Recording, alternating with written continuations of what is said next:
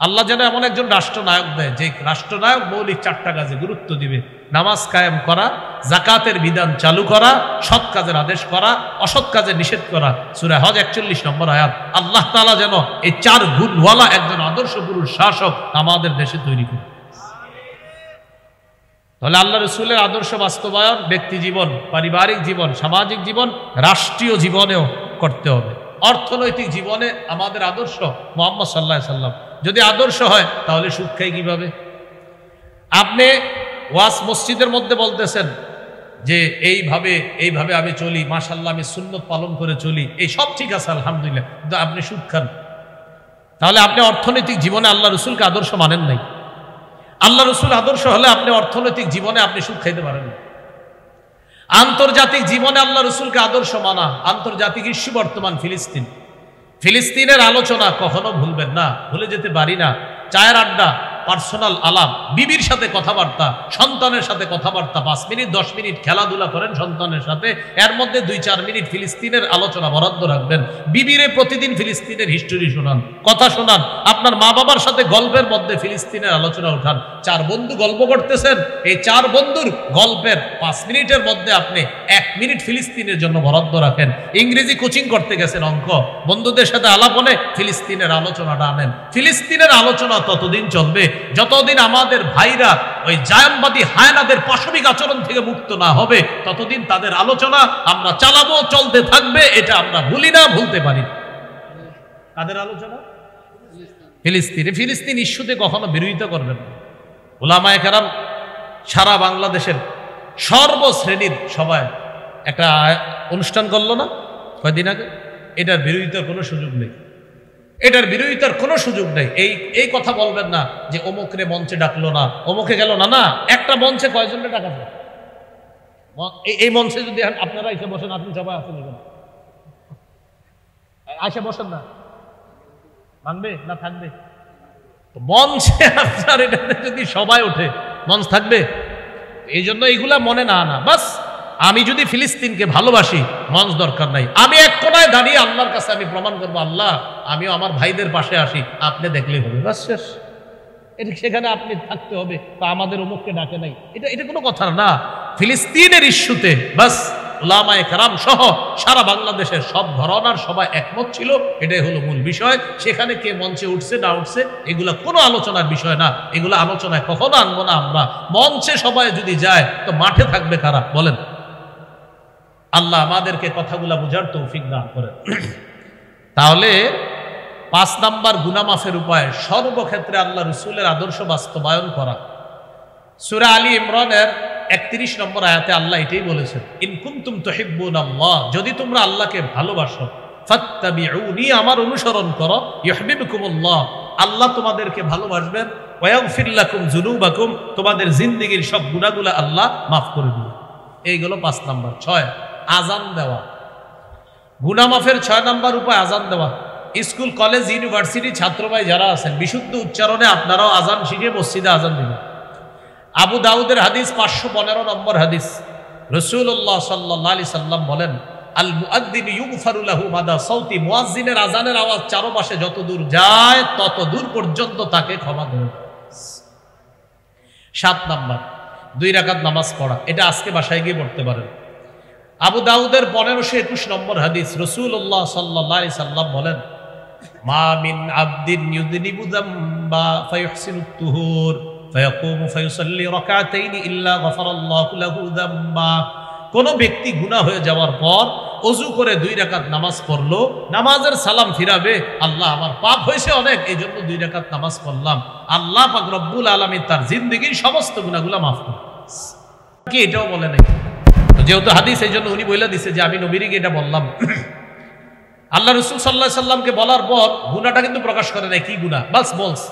আল্লাহ ওই মুহূর্তে সূরা হুদের 114 নম্বর আয়াত নাযিল করে দিয়েছে, ওয়া আকিমিস সালাতা তারাফাইন নাহারি ওয়া যুলাফাম মিনাল লাইল ইন্নাল হাসানাতি ইউযহিবনাস সাইয়্যাত। তুমি দিনের 2 প্রান্তে সালাত কায়েম করো, রাতের কিছু অংশে নামাজ পড়ো, 5 ওয়াক্ত নামাজ পড়ো, নিশ্চয়ই পুণ্য পাপকে দূর করে দেয়। এই আয়াতে নামাজ দ্বারা উদ্দেশ্য এক নাম্বার পূর্ণ দ্বারা উদ্দেশ্য হলো 5 ওয়াক্ত নামাজ যারা পড়বে আল্লাহ তাদের জিন্দেগীর গুনাহগুলা মাফ করে দেবে। 9 নাম্বার জামাতের সাথে নামাজ পড়া। সহিহ মুসলিমের বর্ণনা, এক ব্যক্তি এসে আল্লাহ রাসূলকে বললেন, আকিম আলাইয়া হাদ্দা, হুজুর আমি বড় অপরাধ করছি, আমার তাড়াতাড়ি বিচার করেন। রাসূলুল্লাহ সাল্লাল্লাহু আলাইহি সাল্লাম ওই মুহূর্তে জামাতের সময় হয়ে যাওয়ায় আল্লাহ রাসূল নামাজ পড়াইলেন।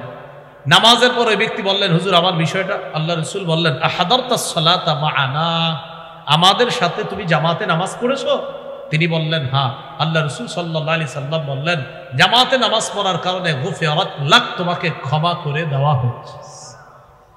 10 নাম্বার গুনাহ হয়ে গেলে একটা ভালো কাজ করে ফেলার সাথে সাথে, তিরমিজির বর্ণনা, রাসূলুল্লাহ সাল্লাল্লাহু আলাইহি সাল্লাম বলেন, আতবিইস সাইয়্যাতাল হাসানা তামহুহা, কখনো কোনো গুনাহ হয়ে গেলে একটা ভালো কাজ করে ফেলা, যেন তোমার ওই ভালো কাজটা পাপ কাজকে মিটিয়ে দেয়। এই বয়ানে বদ হজম করা যাবে না। বদ হজম কাকে বলে? যেমন আমি বললাম গুনাহ হয়ে গেলে একটা ভালো কাজ করা, এখন এখান থেকে যাওয়ার পরে আপনারা নিয়ত করলেন আজকে থেকে একটা গুনাহ করব, ভালো কাজ করব, গুনাহ করব, ভালো কাজ করব, এটা হবে বদ হজম। ওয়াজের কি হবে? বদ হজম। আমি কি বলছি গুনাহ করলে না হইলে? বলেন, গুনাহ করলে না হইলে? তাহলে 10 নাম্বার গুনাহ হইলে, মুসলমান গুনাহ করে না, মুসলমানের গুনাহ হয়। আবার বলছি, মুসলমান গুনাহ করতে পারে না, মুসলমানের কখনো শয়তানের ধোকায় গুনাহ হয়ে যেতে পারে।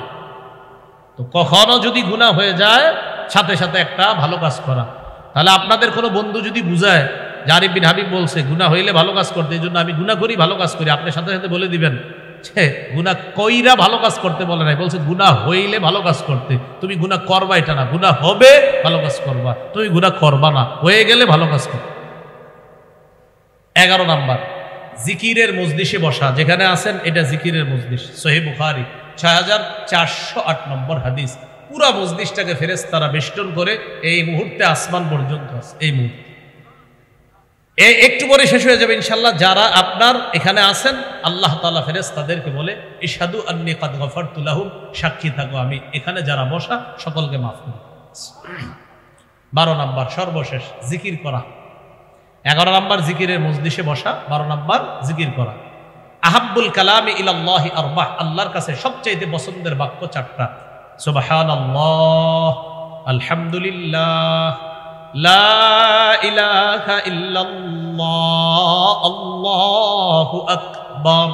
এই 4টার মধ্যে শ্রেষ্ঠ আবার কোনটা? আফজালুদ যিকরি লা ইলাহা ইল্লাল্লাহ। আল্লাহর কাছে সবচেয়ে ফজিলতপূর্ণ শ্রেষ্ঠ জিকির হলো লা ইলাহা ইল্লাল্লাহ। বাস, সর্বশেষ কথা বলেন আমার সাথে, প্রতি 5 ওয়াক্ত নামাজ, বলেন 5 ওয়াক্ত নামাজের পর 33 বার সুবহানাল্লাহ, 33 বার আলহামদুলিল্লাহ, 33 বার আল্লাহু আকবার, আবার 33 বার সুবহানাল্লাহ, 33 বার আলহামদুলিল্লাহ, 33 বার আল্লাহু আকবার। বলেন 3 33 99 বার হওয়ার পর 100তম বারে এই দোয়াটি পড়ব, লা ইলাহা ইল্লাল্লাহু ওয়াহদাহু লা শারীকা লাহ,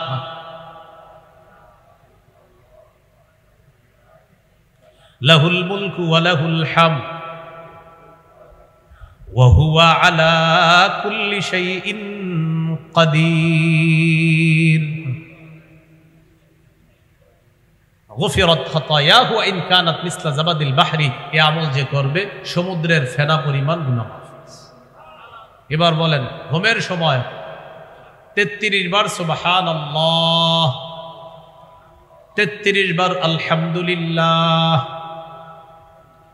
34 বার আল্লাহু আকবার। এই আমলটি নবীজি তার মেয়ে ফাতেমা রাদিয়াল্লাহু তাআলা আনহাকে শিখিয়ে দিয়েছেন।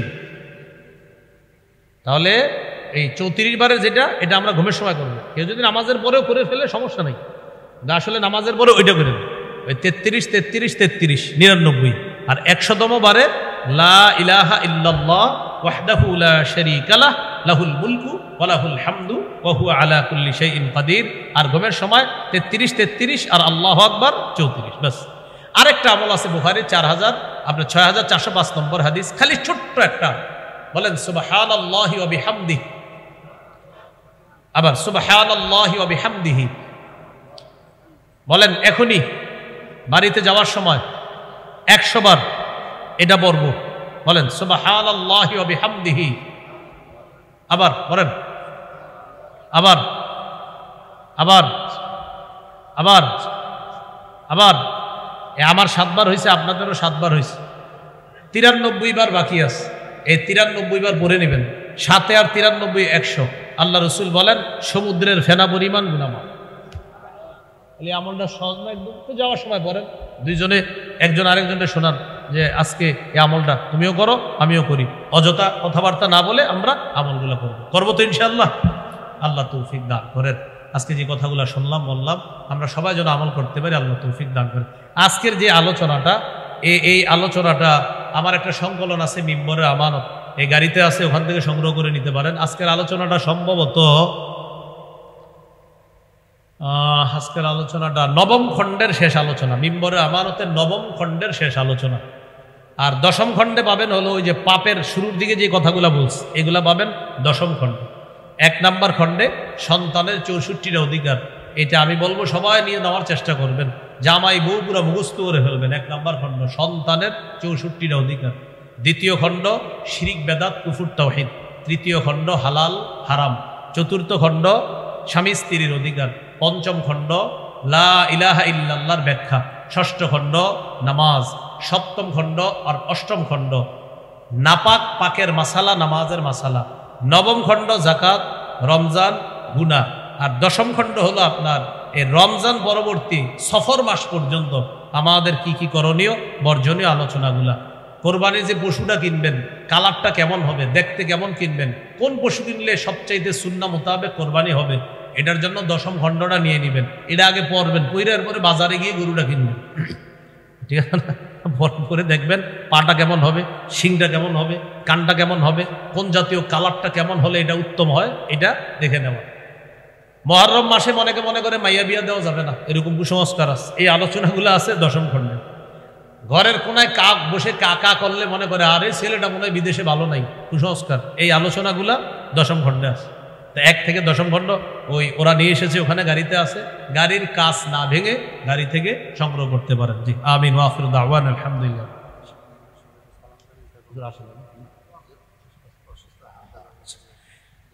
পিসা হুজুর সবাইকে সালাম জানাইছে।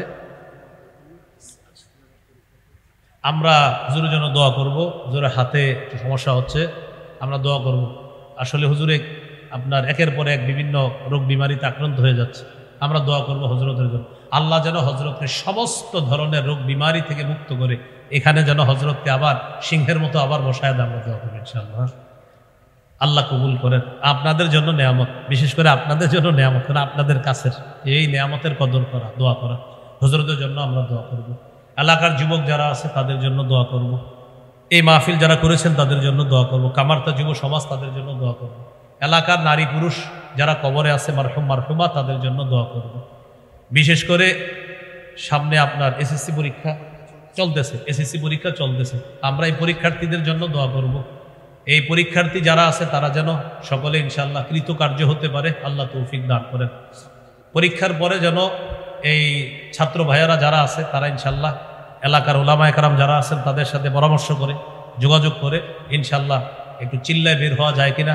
এই জন্য হুজুর যারা আছেন আপনারাও চেষ্টা করবেন ছাত্রগুলোর পিছনে মেহনত করা।